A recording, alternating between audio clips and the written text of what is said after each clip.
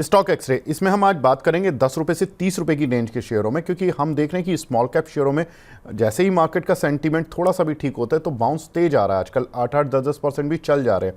अंशुल भाई, Vodafone idea इस list में हमेशा ही ऊपर रहता है और इसकी वजह भी है क्योंकि इसमें न्यूज़ फ्लो इतना ज़्यादा रहता है कि हर दिन हर हफ्ते कम से कम हफ्ता तो कोई ब्लैंक जाता नहीं है बिना न्यूज़ के, लेकिन कई कई बार तो ऐसा होता है कि हफ्ते में 3-4 बार न्यूज़ आ जाती है कुछ ना कुछ। वोडाफोन आइडिया का सर स्ट्रक्चर कैसा लग रहा है? सर आइडिया ठीक है। देखिए 10.47 के ऊपर जब तक है तब तक ठीक है। 13.10 और 15.5 तक जा 13.20 और 15.5 तक जा सकता है, बट स्लो मूवर है तो बहुत मतलब ट्रेडिंग की अपॉर्चुनिटी नहीं मिलती है तो मेरा इंटरेस्ट नहीं आता है। बट जब तक 10.47 के ऊपर है ठीक लग रहा है। अच्छा, कहाँ तक जा सकता है अगर 10.47 का एक स्टॉप लॉस लेकर चलें तो? 13.20, 13.20, 15.5। 13, 20, 15, 5, ठीक है। तो वोडाफोन आइडिया 13 रुपये 20 पैसे भी जा सकता है, 15 रुपये 5 पैसे भी जा सकता है, लेकिन 10 रुपये 47 पैसे का एक सपोर्ट लेवल है, वो जरूर ध्यान रखना है। अंशुल भाई, यस बैंक के नतीजे काफ़ी अच्छे आ रहे हैं, जापानीज इन्वेस्टर भी आ रहा है इसमें, लेकिन काउंटर सुस्त है। सर चलने की इच्छा रखता है क्या ये?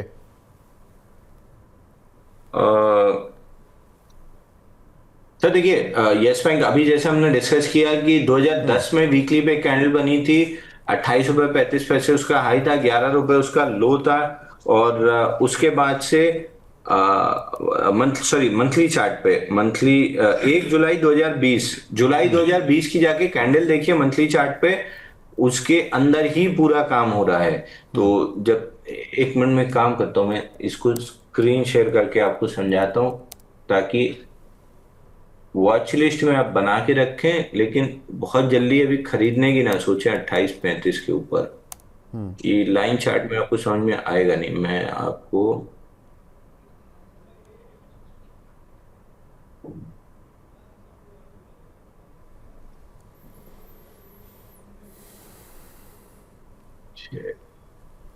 स्क्रीन दिखे तो बताइएगा। जी, पीसीआर टीम जरा फटाफट से अंशुल जी की स्क्रीन शेयर करवा दीजिए। ये रहे, बिल्कुल। हाँ, मैं दिख बहुत रहा हूँ कि बढ़िया। नहीं? अंशुल जी, आप भी दिखोगे।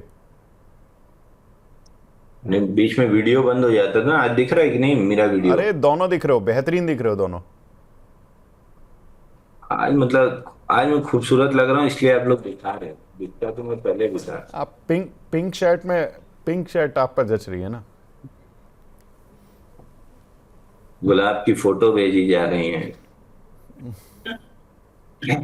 ये देखिए सर, ये पहले या तो बड़ी कैंडल देख लीजिए या उसके अंदर छोटी कैंडल देख लीजिए। दोनों केस में आपको यही दिखेगा। बड़ी कैंडल बड़ी कैंडल ये बड़ी वाली है आपकी मार्च 2020 की, जिसका हाई 87.30 और लो 5.65 है। अब ये तो बहुत बड़ी हो गई। इसके अंदर ये छोटी वाली कैंडल देख रहे हैं जुलाई 2020 की, हाई 28.35 है और लो 11.10 है। ये फॉलिंग 50 मंथ मूविंग एवरेज भी वहीं पे जाके खड़ा है। धीरे धीरे ये इसी तरीके से चौपीनेस रहेगी जब तक ये मूविंग एवरेज न्यूट्रलाइज ना हो जाए और 28-35 के ऊपर क्लोजिंग ना आ जाए, कुछ इस तरीके का प्राइस एक्शन ना हो जाए। ऐसे ऊपर आते आते आते आते ऊपर नीचे करते, जब ऊपर आके ऐसे टिकने लगे तब आप इस टाइप की कोई मूव प्ले कर सकते हो कि ऊपर ब्रेकआउट देके रीटेस्ट कर ले, तब फिर 87 तक के लिए प्ले कर लेना, आपको अच्छा पैसा बन जाएगा। बट अभी के लिए तो कंप्लीटली अवॉइड कर देना चाहिए। ठीक है, तो अभी के लिए अवॉइड करना है यस बैंक को फिलहाल, लेकिन लेवल बता दिया अंशुल जी ने कि ये लेवल निकलेगा तो यहाँ से चलेगा। अंशुल भाई, आलोक इंडस्ट्रीज इस काउंटर को आप काफ़ी ट्रैक भी करते हो और अब यूएस के साथ ट्रेड डील भी हो चुकी है और करीब 46% रेवेन्यू इसका यूएस से ही आता है। हालांकि इसकी बुक वैल्यू नेगेटिव है, लॉस मेकिंग चल रहा है अभी काउंटर, तो पी मल्टीपल नहीं है इस कंपनी का, लेकिन आपको कैसा लग रहा है सर चार्ट पर? तो देखिए इसमें दिक्कत क्या थी, इसमें दिक्कत ये बड़ी कैंडल थी। ये बड़ी कैंडल ने यहाँ पे यही उसी का रिजेक्शन आया है। जो लास्ट टाइम हमने ये पुल बैक भी देखा था, ये इसी कैंडल का रिजेक्शन है। रिजेक्शन के बाद होना क्या चाहिए था, आपको इसका लो तोड़ते फोड़ते यहां तक नीचे आ जाना चाहिए था, लेकिन ये कर क्या रहा है, यहाँ पे आके होल्ड करना स्टार्ट कर दे रहा था। अब ये रेंज बना लेगा 14 और 21 रुपए की। मूविंग एवरेज न्यूट्रलाइज होने के बाद सेम प्राइस एक्शन कि यहाँ पे या तो इस तरीके से बॉक्स के लो के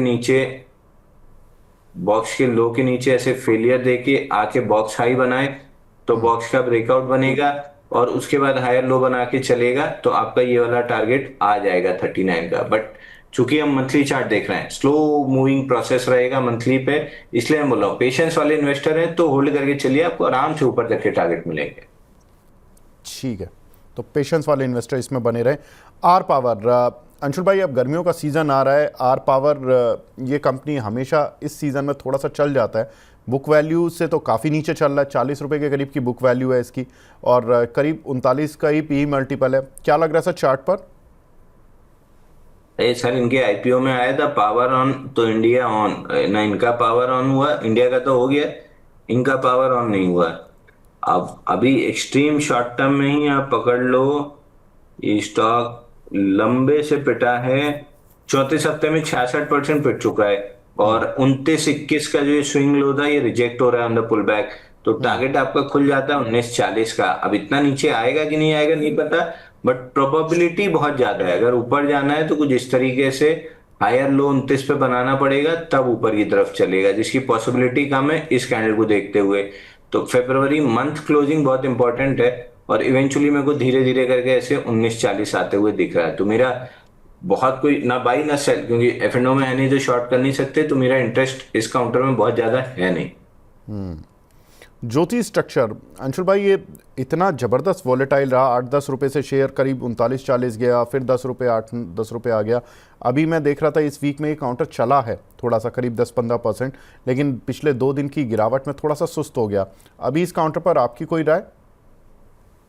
देखिए बना तो बड़े स्ट्रक्चर पे हायर लो ही रहा है, लेकिन ये जो शॉर्ट टर्म में 63 हफ्ते में 78% की करेक्शन आई है, ये थोड़ी सी दिक्कत है। बाकी ओवरऑल पीछे तो बाइंग क्लाइमेक्स बहुत पहले बन चुका था, उसका टारगेट भी 67 पैसे तक आ गया था, तो ये एक आपके लिए एग्जांपल हो सकता है कि बाइंग क्लाइमेक्स इसका कहाँ 206 पे हुआ था, और इसका लो कहाँ बना था। अभी कल परसों में वो भाई साहब सवाल पूछ रहे थे बाइंग क्लाइमेक्स के टारगेट हो गए क्या, जो खरीदने की सोच रहे थे, बाइंग क्लाइमेक्स के सारे टारगेट कंप्लीट करने के बाद 68 पैसे का लो बना चुका है, तो इसलिए बाइंग क्लाइमेक्स के बाद बाइंग की बहुत चेष्टा नहीं होनी चाहिए।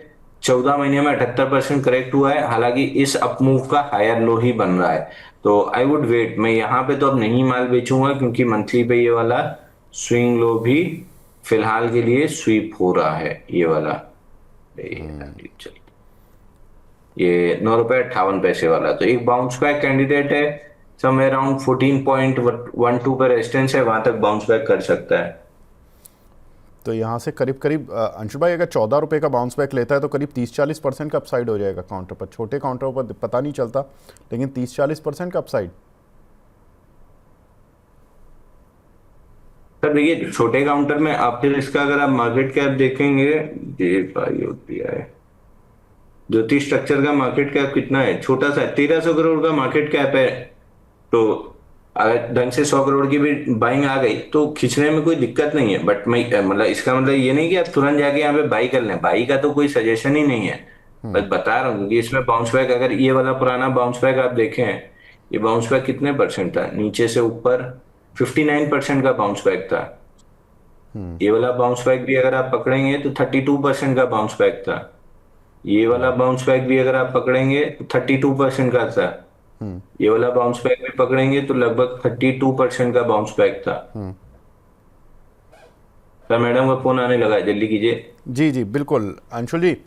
हिंदुस्तान कंस्ट्रक्शन, इसके कल रिजल्ट आए, लॉस टू प्रॉफिट आई कंपनी, अभी इसमें क्या करना है? सर एचसीसी भी सेम ही वही है, ओवरहेड सप्लाई बहुत बिल्ड है, 1780 का सपोर्ट था जहां से बाउंस बैक कर रहा है। बाउंस बैक इसमें भी हार्ड एंड फास्ट आते हैं, लास्ट बाउंस बैक भी देखिए 70% का था, बट मेरा इंटरेस्ट नहीं है। 17 टूटता है तो 10 रुपए 18 पैसे तक आ सकता है। ठीक है। CC Avenue sir, Infibeam Avenue हुआ करता था ये पहले, अभी इस काउंटर पर आपकी राय सर? ये चला था अभी इस वीक में बढ़िया। सीसी एवेन्यू इसका तो डेटा ही नहीं आ रहा सर। चलो इसको छोड़ देते हैं। ट्राइडेंट सर, ट्राइडेंट में टेक्सटाइल की कंपनी, बाउंस बैक मिला भी, फिर रिजल्ट्स और ट्रेड डील के बाद थोड़ा सुस्त हो गया, अब कहां तक दिख रहा है सर? 2977 का टारगेट कंप्लीट हो चुका है, नेक्स्ट राउंड में अगर चला तो 3060 तक आ सकता है। अभी फिलहाल के लिए वर्धमान टेक्सटाइल ज्यादा अच्छा लग रहा है, ये बाउंस बैक प्ले, ये गैप फिल और मूविंग एवरेज कंप्लीट होने के बाद ये ज्यादा अच्छा लग रहा है, फिलहाल इसको देख लीजिए। लेकिन ट्राइडेंट ओवरऑल ठीक है, कोई खास दिक्कत नहीं है। ठीक है। एरन, इसमें 2 दिन अपर सर्किट लगे और 8 डाउन सर्किट है सर, क्या करें इस काउंटर पर? बाउंस बैक है सर, बाउंस बैक हार्ड आते हैं, हालांकि इस बार मूविंग एवरेजेस क्रॉस किया है। अगर पुल बैक में डेवलपमेंट अच्छा होता है तो एक बार ट्राई करेंगे, इमीडिएटली तो कोई ट्रेड नहीं है। ठीक है, पीसीजे लास्ट काउंटर, इस पर क्या राय रहेगी सर? बुक वैल्यू के पास चल ये रहा तो है। अपना फेवरेट है सर, इस पे तो अपन ने लंबा डिस्कशन किया था। मंथली चार्ट पे रिटेस्ट है, जब कंप्लीट होगा मंथली चार्ट पे यहाँ पे स्ट्रक्चर या तो फील्ड लो बना के हाई लो बनाएगा तब चलेगा, तो चलेगा, समय खींचेगा। अभी तो तीसरा ही महीना है, 8-10 कैंडल और खींच दे तो कोई बड़ी बात नहीं है।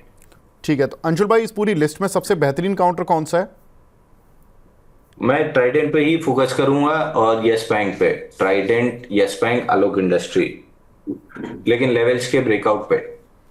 ठीक है, यस बैंक, ट्राइडेंट, आलोक इंडस्ट्री, ये 3 शेयर जो कि अंशुल जी की रडार पर रहेंगे। अंशुल भाई बहुत बहुत शुक्रिया हमसे जुड़ने के लिए, अपना कीमती समय देने के लिए, थैंक यू। धन्यवाद।